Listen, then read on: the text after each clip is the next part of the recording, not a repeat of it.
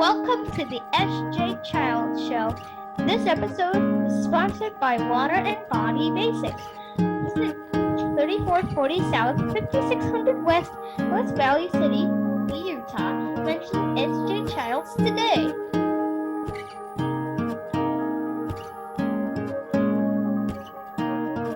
Hi, and welcome to the SJ Childs Show. I'm your host, SJ Childs, and today I'm so thrilled and excited to have this special guest, Armani Williams, and he is a NASCAR. I'm not sure what the name for the kind of the class you're in or anything, so you'll have to fill me in because I'm kind of don't know as much about NASCAR as I do about autism, as we also will talk about today. Thank you so much for being here today.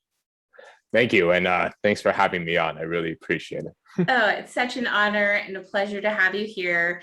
And let's just kind of, start at the beginning and an introduction. Tell us about yourself, and then kind of where how young were you when you got your diagnosis and kind of what that looked like for you?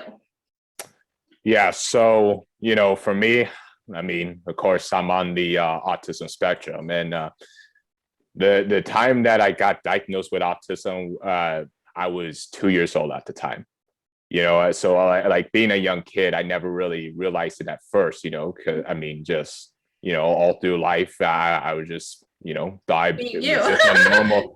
I mean, like I thought I was just some normal kid like everyone else, and regardless what things are different about me or whatnot, and so I don't know. There was always some feeling of uncertainty, like growing up, like in situations where like why I couldn't connect with people, like why was I having a hard time making friends, it's just communication, things, this or what. So, I mean, it took a long time before I realized it, I mean, of course, my parents knew more about it. When I think I was like right around the time I was, in late elementary or getting to middle school, that's when they told me I had autism. And that's where it really started to open my eyes to realizing the things that I've been through. And, it wanted me to kind of learn more about what autism really was and some of the challenges I was dealing, and being able to figure out how to overcome those challenges, basically. And so, really there was a lot of uncertainty there growing up.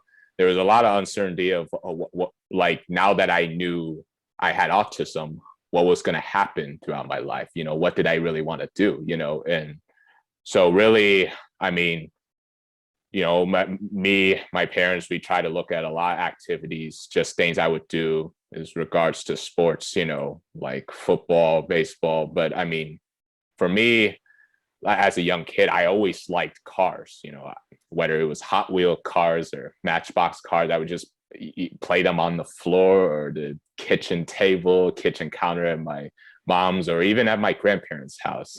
I was just so into cars.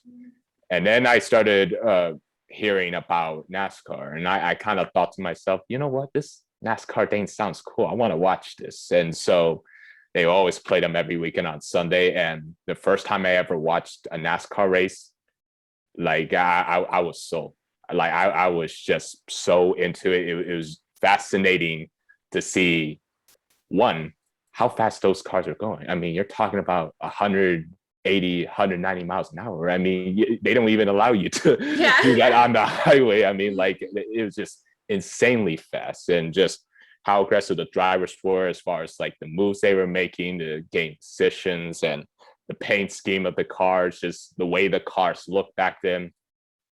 And it didn't really hit me yet on whether it was something that I wanted to do in life. But then, at 8 years old, it finally hit me. And I told my dad straight up that, hey, this is something that I want to do in life. I wanted to be a professional race car driver, and my family, they understood right away what my passion was, what I wanted to do in my life. And so they wanted to get involved and be on board to help me achieve my dream. And so, at 8 years old, started racing in the go-kart division, junior go-karting division, had some good success there, and then moved into mini cup cars, which are like about a half-size version of a stock car. Okay. And had 18 wins and 2 championships. So, a lot of success there. Then came the much bigger, faster vehicles, moved from mini cups to the Arca Truck Pro Series. And then that same year, I was able to be invited at this program that NASCAR, the one that I'm involved in now, called the NASCAR Driver Diversity Program.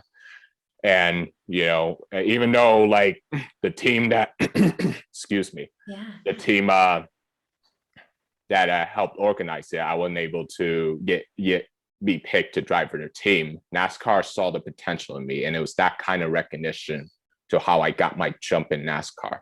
They were able to give me an opportunity to race in another NASCAR series, but out of the country, in NASCAR Canada, in the NASCAR Pinty Series. And what a cool feeling that is. You travel out of the country to race. You get to experience different venues, different culture, and so that was such a fun time there. I mean, it was also a big learning curve for me too, where I really have an opportunity to know just how to race against these pros. I mean, obviously they're much more skilled. They know how to be fast at every single lap during a race. So it took a little while for me to figure out how to keep up with them. So, I mean, it was a big learning experience, and it's something that I really needed in order to get to the next level.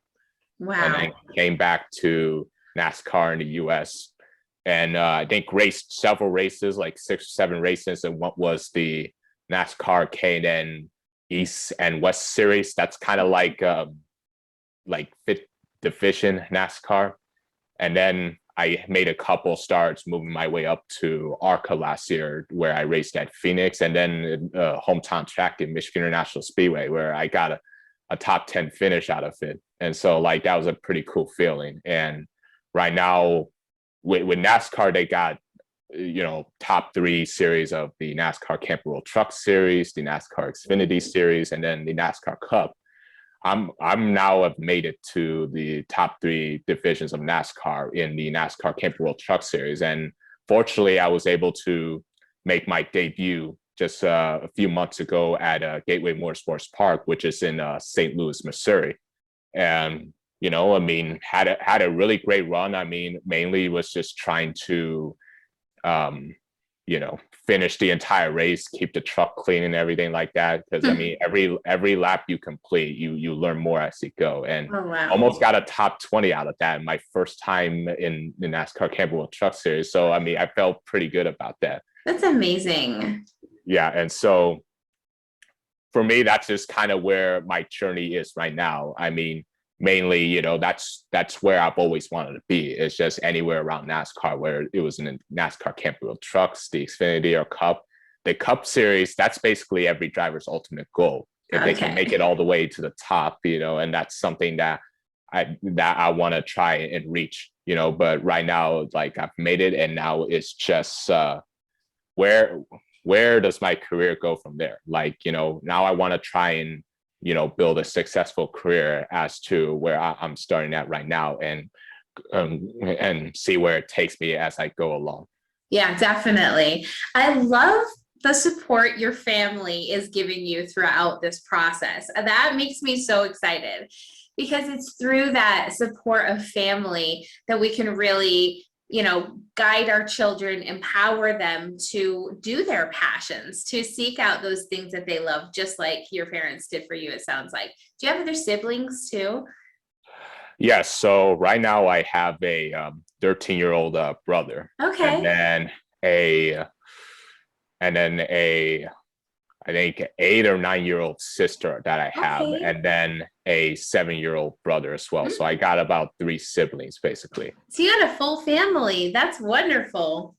And I'm sure they're so excited and proud of you.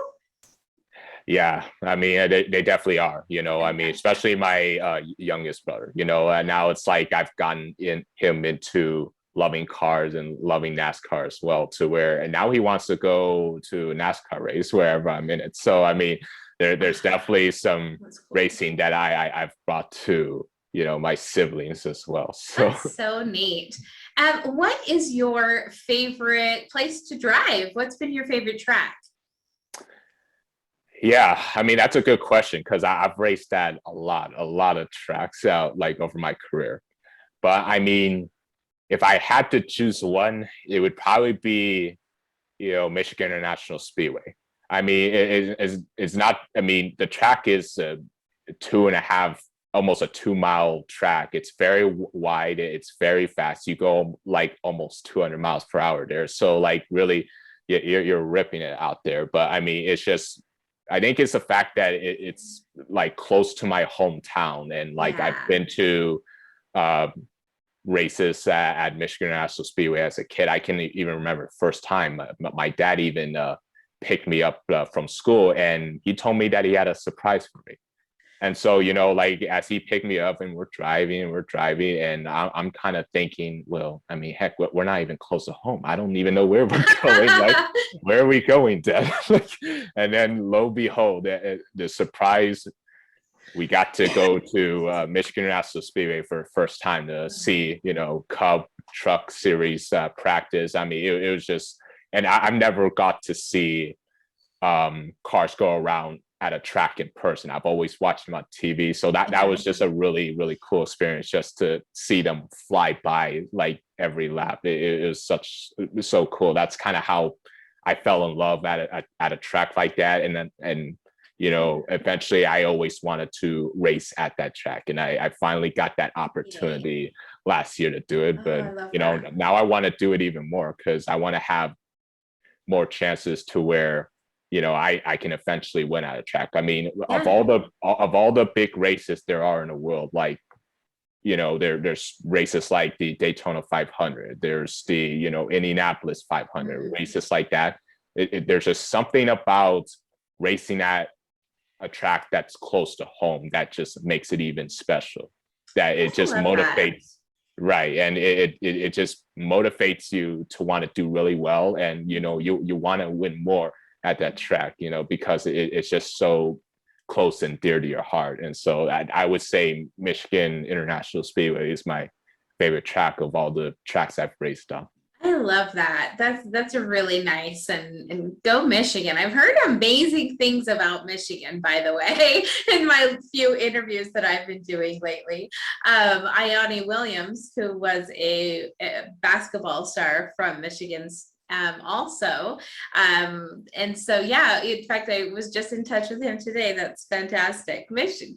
I'm going to have to take a trip to Michigan.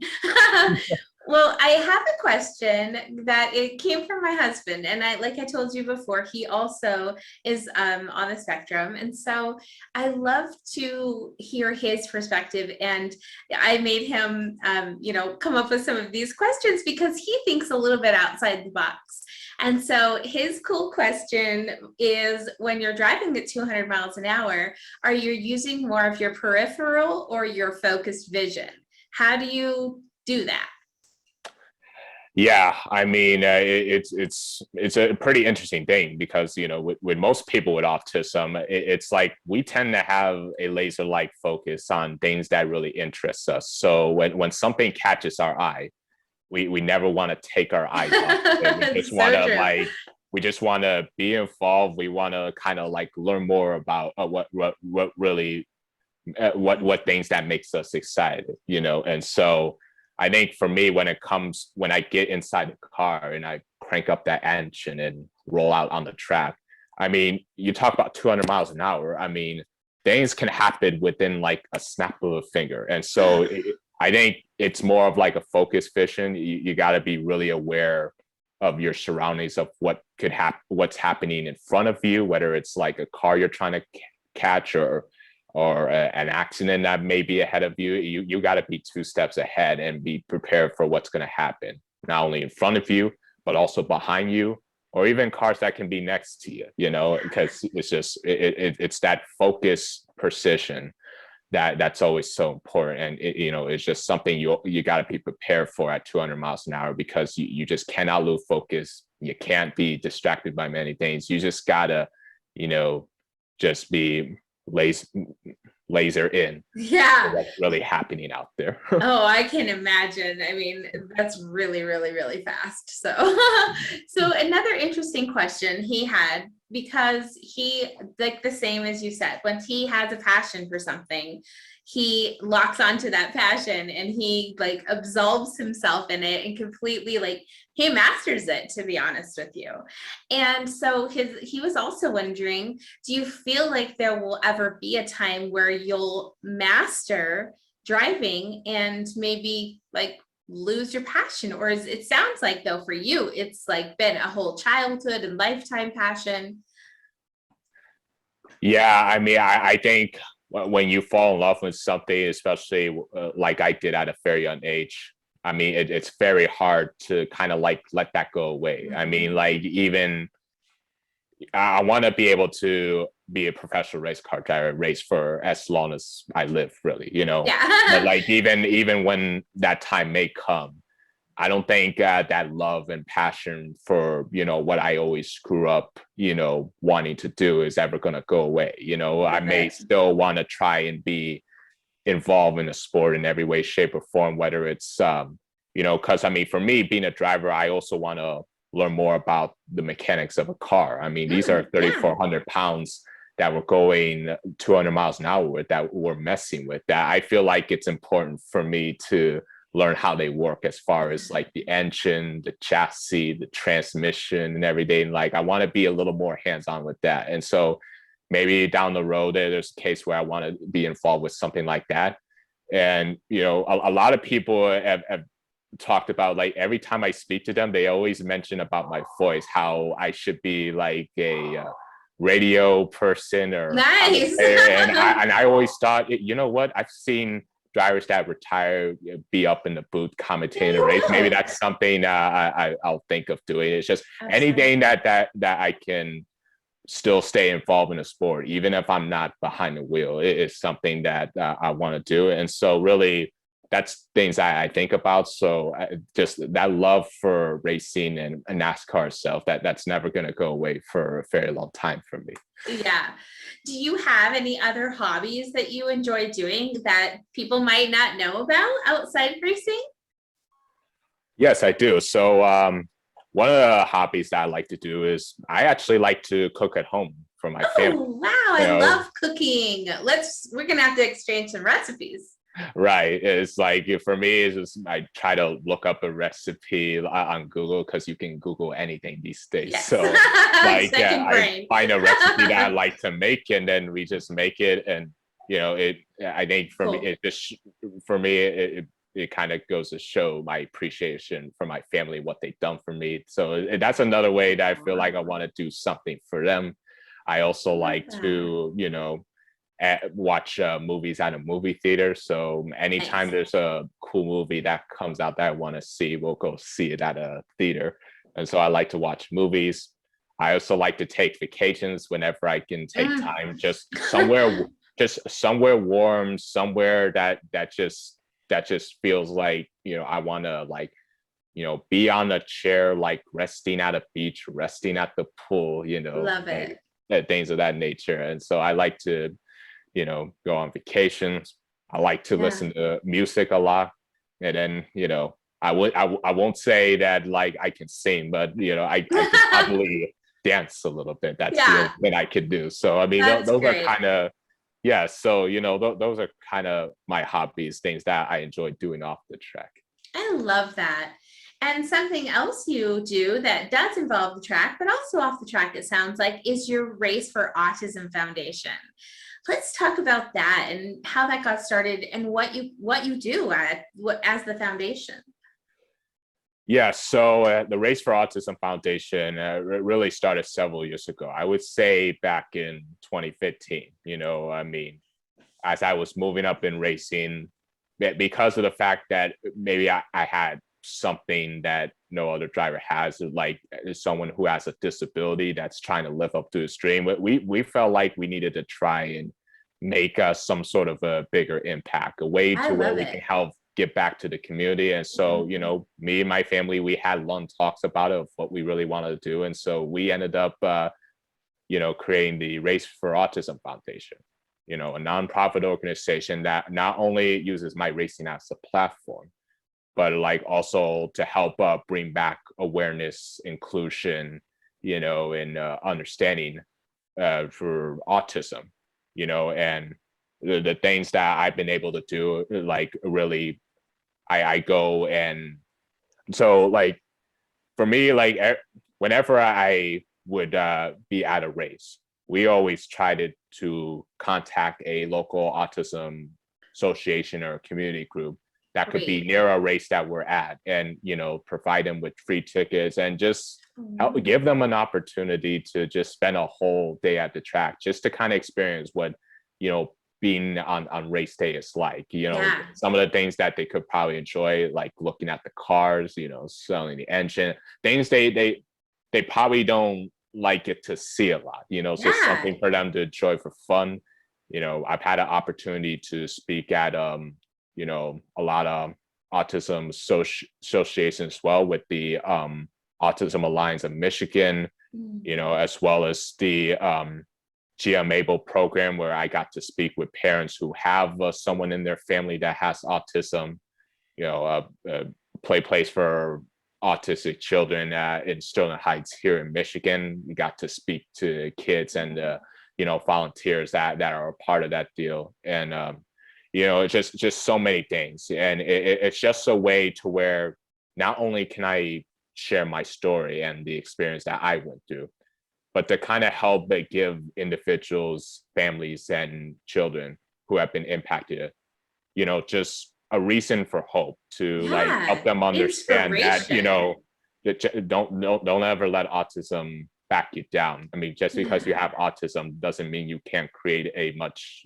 bigger positive impact in the world. And so that's one of the things that we try to share to people in the community, is to always keep pushing in life, and if you have a dream of something that you enjoy doing and it's something that you want to do the rest of your life, then why not go for it? I mean, as long as you work hard at what it takes to help you get to that point, and you have the right support system of the people who care about you, believe in you, or want to make your dream possible.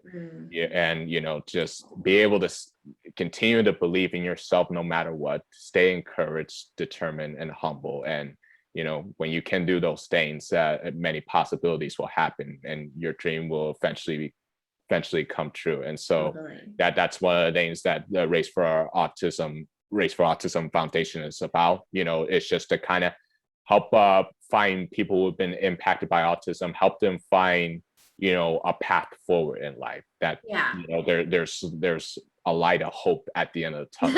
Isn't that true? So my next question is a little bit, I mean, it can be, I guess, a little bit of sensitive subject for some people, but I really am an advocate for empowering children.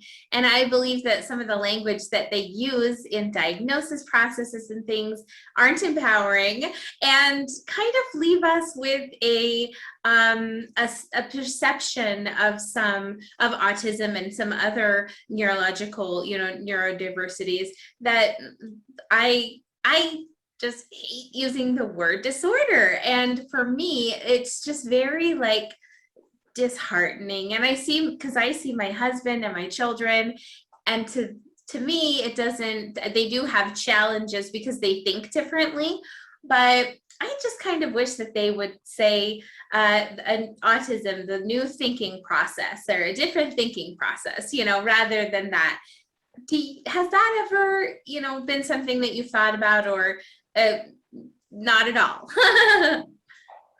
No, I mean, definitely, there's always that perception of with autism, and, with a disability like that, and the challenges that we, have, people can sometimes maybe take that a little bit of the wrong way. Like, sometimes people may think it's like a little quirky, sometimes weird. I mean, really, I don't want to think of autism just of being autistic, but more artistic, because we can paint a beautiful picture of the world. And I think, really what's important is, what's important is, really, I think people need to kind of take a deeper dive to really understand what autism is and the things we go through, and just be able to understand that, you know, a lot of people in the world are different, but it doesn't always have to be in a bad way. It's a lot of people can be different in a good and unique way. And I kind of think of it with autism. You know, I mean, like the people who have been impacted by autism, I don't view it as like something in a bad way. I mean, I view it as something that's like more of a good, unique way. It's what makes you special. And so that's something that I wish people would really understand. It's like, you know, people with autism, like, or Asperger, for example, you know, I mean, like they're really good people, and they can carry a lot of unique qualities or talents that can create a bigger impact in the world if you give them the opportunity, the care, the understanding 100%. To be able to do it. And so, you know, there's always been that perception there, but I think like the more like if more people would just really understand it a lot more, and just, you know, be able to give people who've been impacted by it a chance, no matter what they have, you know, then I think, you know, like that perception can change into more of a good way. Yeah.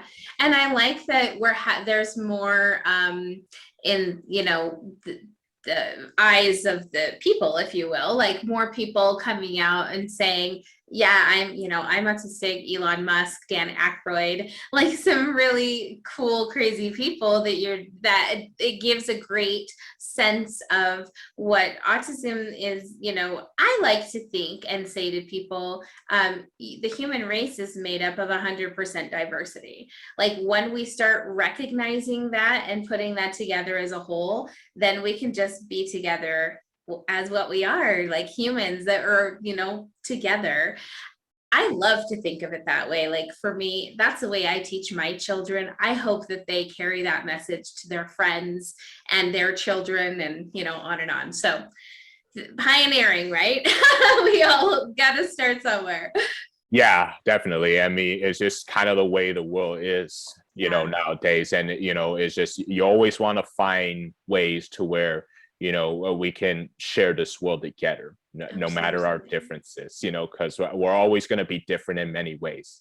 100%. But, you know, like that don't mean that, you know, we can share this world together and, like, you know, be able to do a lot of things that everybody else does in the world, you know, creating positive impact, you know, like doing things that could possibly change the world, basically. And so, you know, that's definitely what I always think about all the time. Yeah, it sounds like you and I are on the same page of things. Agree with definitely. The same thing. I love it. So outside of racing, do you have any other challenges now in your adult life that you face? Well, you know, I mean, at least when I was a kid, there was always this, you know, a challenge of me where I couldn't, like I mentioned before, like how I had a hard time trying to socially interact with certain people. Like the communication I have just wasn't there. And so, you know, there's many things I went through as far as like speech therapy, occupational therapy, you know, even taking a speech class in my high school where I basically had to, you know, kind of learn to have conversations. And even my parents kind of helped me with that. It's just find ways to where, you know, I can connect with people, and I kind of figure out it all is based on like conversations you have. Think of certain topics that, you know, maybe the people that you get along with that can relate to, basically. And so, and then, you know, for me with racing, I knew at some point that I was going to have to speak to a lot of group of people off the track, because that's part of my responsibility as driver. So when I was a junior in high school, we had this course called speech, you know, and although not a lot of people would have probably took it given what kind of class it is. I mean, for me, I kind of took the initiative that, hey, you know, maybe I want to like take this class because that maybe it can help me with my, you know, speaking skills, just speaking in front of an audience. And so I think since taking that, it's really helped me a lot, not only with me learning how to speak in front of a group of people. But like right now, like it's kind of helped me overcome the challenges I have as a kid with social interaction and communication. I'm able to find ways to connect with certain people and be able to, make friendships, relationships with them, because that can carry you a long way. And so, those are definitely those challenges, but over time, I've found ways to overcome it. And, even if it may be a little bit of an issue, it's not much of an issue as it was before. Yeah. Well, you know what I think is interesting about communication is my husband having gone through a lot of therapy through his life as well. And when I met him, I mean, I obviously communicated the way I did throughout my life, whatever that was. He taught me how to communicate better. Like he had learned so much about how to communicate, how to control your emotions, how to, like, he was like a pro at everything, had to do with like relations, like how to deal with your emotions and keeping yourself in control all the time. And I back then, before I knew that he was on the spectrum, I, didn't have the same perspective and kind of appreciation for that.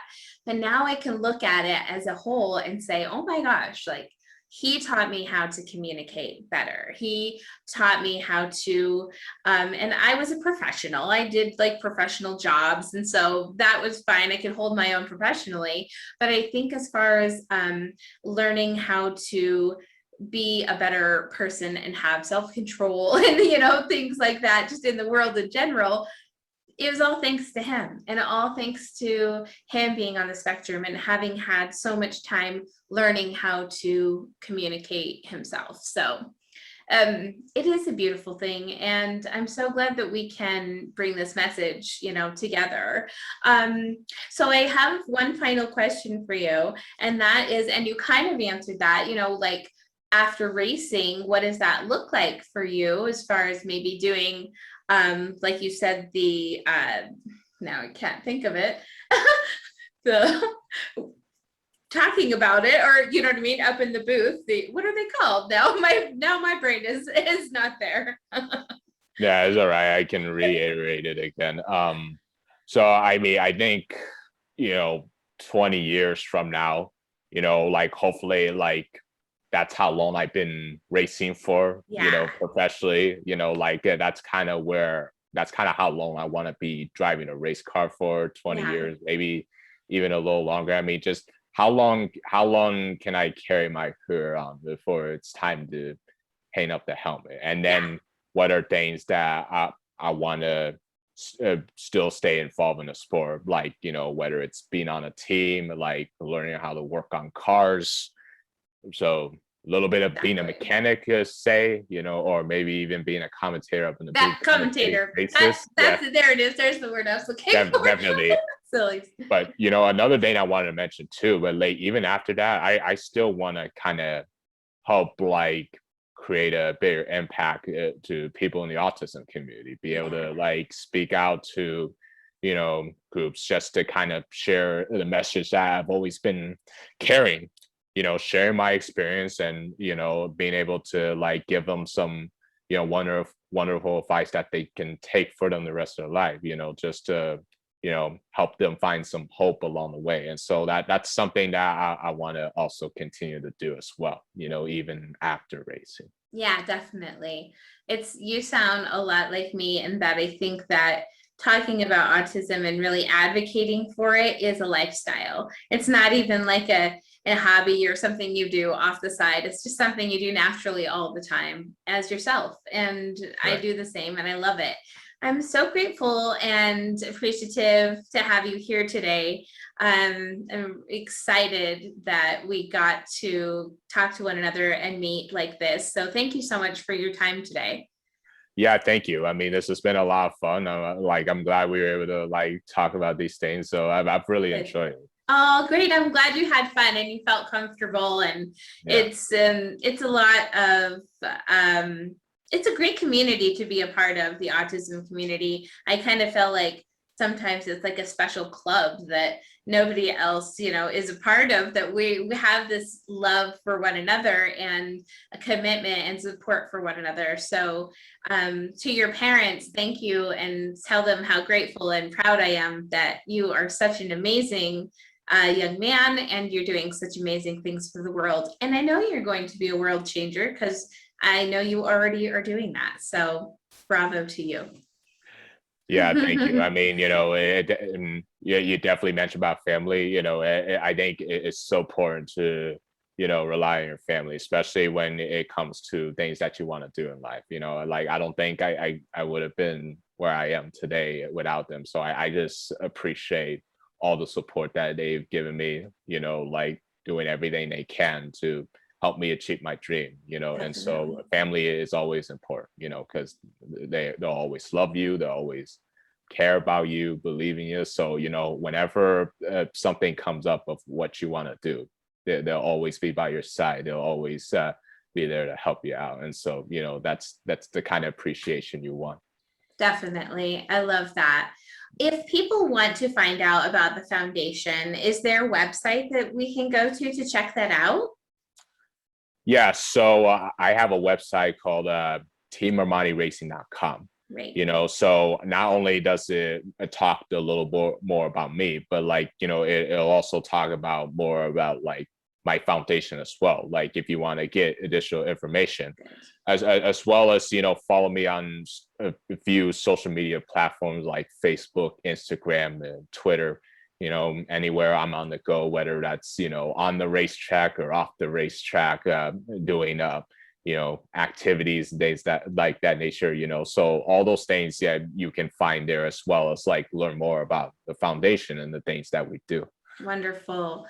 Thank you so much. I'm sure to have all the links down in the description and up on the screen once I get this edited. So I will be in touch with you and let you know when this will be airing so that you have a heads up. It was so great to have you here today. Thank you once more, and we'll be in touch.